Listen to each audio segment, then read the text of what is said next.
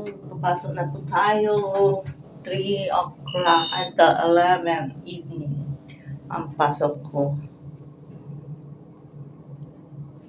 Palabas na ako ng apartment. Medyo malamig pa sa labas. Mainit sa labas pero hindi naman gano'n pa rin. Parang bagyo lang. Sarap matulog. Second floor. Ang sarap matulog, guys. Ganda lang. Pero mahangin siya. Hindi siya masyadong malamig. Mainit. Ganda, oh.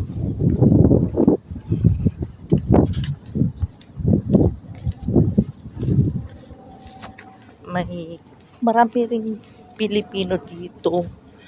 Pero mostly may itim yung kasama namin sa apartment.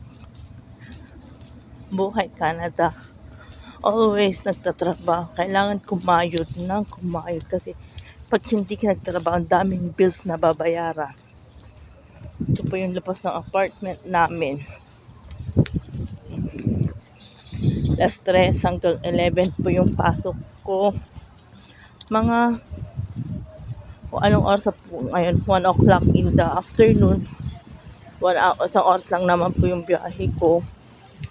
Tapos makakarating ako doon mga 2 o'clock. Maaga ako kasi nainip ako sa bahay. Yung kapatid ko lang yung andoon. Kaya maglakad-lakad muna ako. Kasi maglulod pa ako ng presto ko. Naririnig yun. Pag ganito, maraming nagpa-party pag summer. Maraming nagba-barbecue kasi summer lang sila nakakapag-barbecue.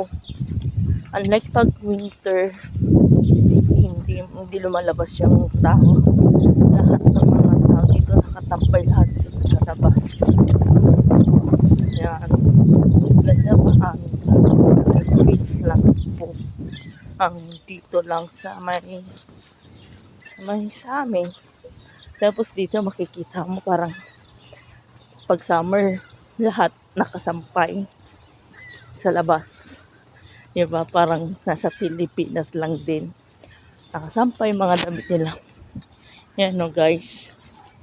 Oh, itim yan. Pero sa labas nagsasampay. Mostly mga kasi ang ganda naman talaga mabango yung mga damit pag sa labas mo sinasampay. Hindi kagaya dun sa loob ng bahay, ang baho. Diba? Lapit na ako sa sakayan. Mga 11 minutes walk po ako bago makarating sa bus stop. Tapos yung bus stop po dito, pag nalampasan mo yung isang bus, wait ka ulit ng 30 minutes. Hindi ka guys sa Pilipinas na laging parang laging every minute yata may dumarating na bus dito. Pag nalampasan mo, another 30 minutes. After po ng bus ko, magsusubway ako. Tawag dun sa atin is tren. Tawag naman po dito is subway. Ningal na ako. Ang layo kasi 11 minutes po. Dahil sa kataban ko na yata. Parang bagyo lang din po yung pag naglalakad-lakad tayo. Diba? Mas maganda pa rin sa Pilipinas. Dito nga lang, puro trabaho. Pero mas enjoy. Enjoy natin ang summer kaysa sa winter. Winter kasi ang hirap eh. Naubusan pa ako ng presto. Maglulod pa ako ng presto ko ngayon.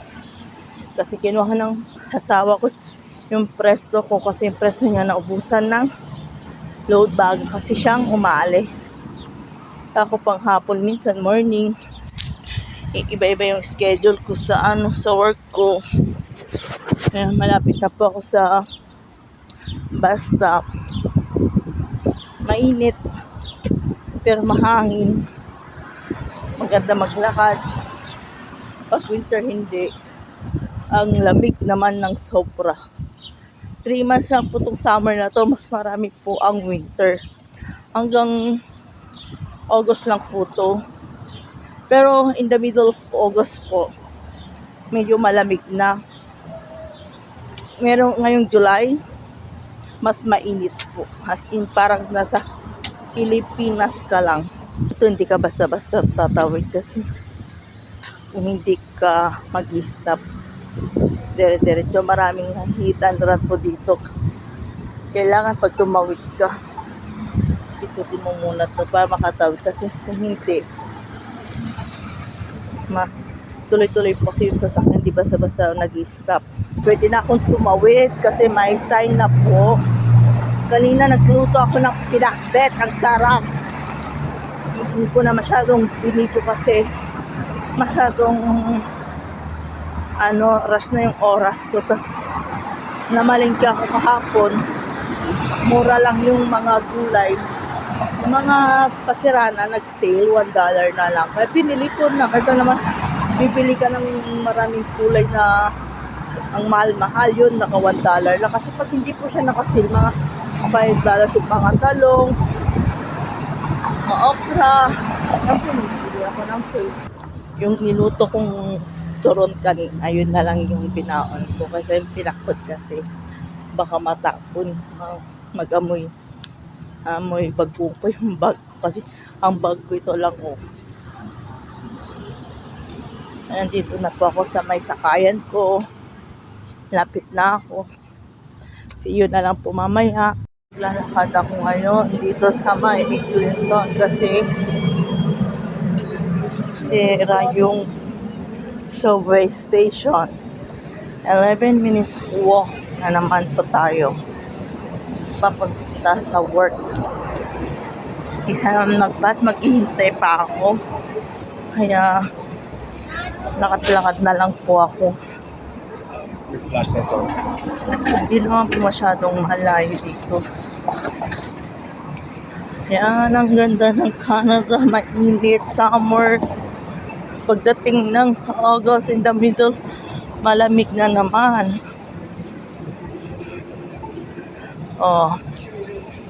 Maraming namamasyal ngayon dito sa may labas. Naglakad-lakad na lang ako. Exercise ko pa. 11 minutes lang naman po yung paglalakad natin. Then pwede na tayo. Ganda ng mga established dito, may exercise pa. Di ba? Ang ganda mamasyal dito sa may, yun, puro apartment yung mga yan. Tingnan nyo. Ewan ko nito, top seat summer. Ayan, ang ganda, ang ganda. Rangers, North York, hockey. May laban yata yung mga hockey ngayon mga footballs. Iba't ibang iba't ibang klase ng beer dito sa may Canada yan po. Yan, Black Barrel, Jameson.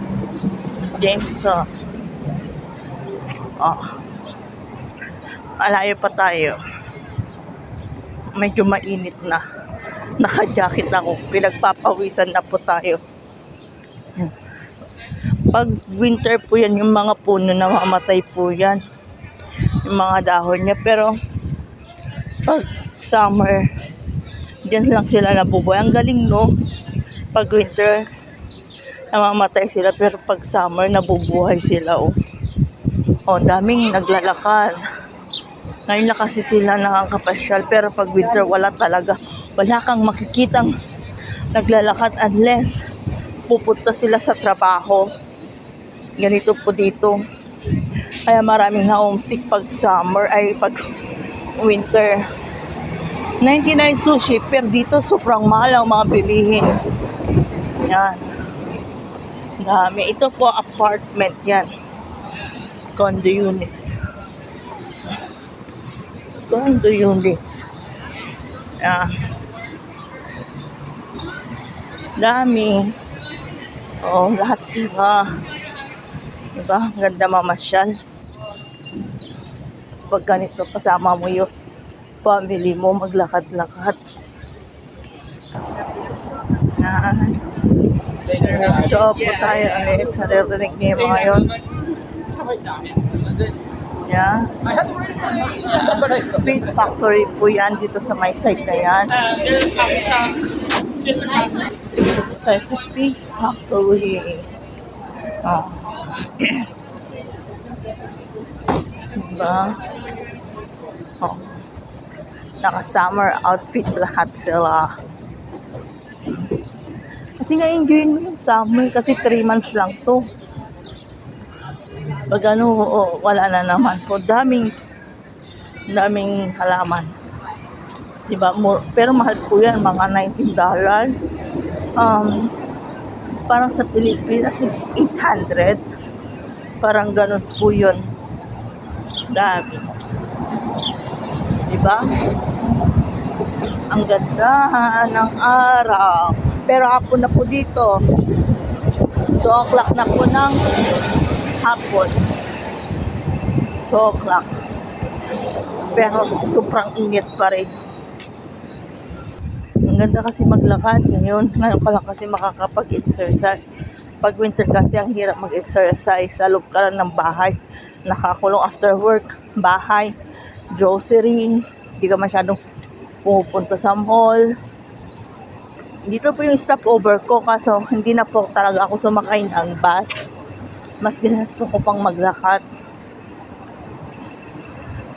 Malapit na po ako sa work ko.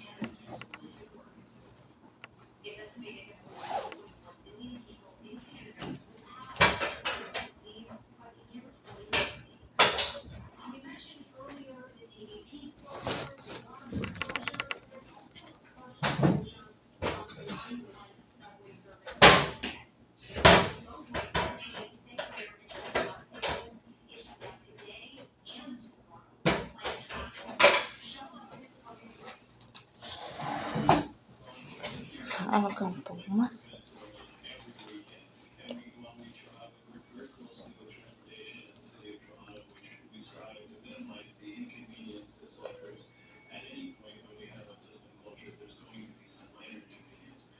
Bawal po kasi yung hindi nakaano ang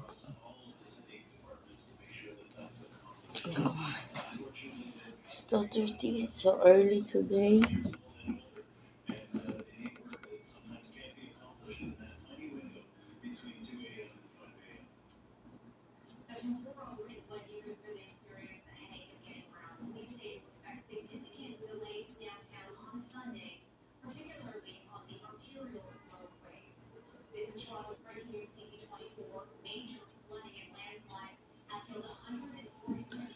Aga akong pumasok kasi walang subway.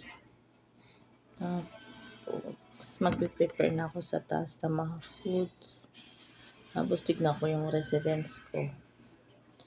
See you tonight. Oh, tapos na ang isang gabi, 8 hours. It's time to go. Lalakad tayo hanggang sa bus stop. Nagugutom na ako. Di ba ako kumakain? Ang binaon ko lang kanina is yung turon na niluto ko. Kailangan nating umuwi. Okay. Ganito ang sa gabi dito sa Canada. Maraming nagdidisco. Yan, nakikita nyo, umiinom. Last night, you were sitting there, you smoke. Yeah, it's fine. No, like why? Wow. See? Ang ganda of CrossFit and metric. Tachiki catering. Parang Baguio lang ang lamig. Hindi masyadong malamig. Katamtaman lang po.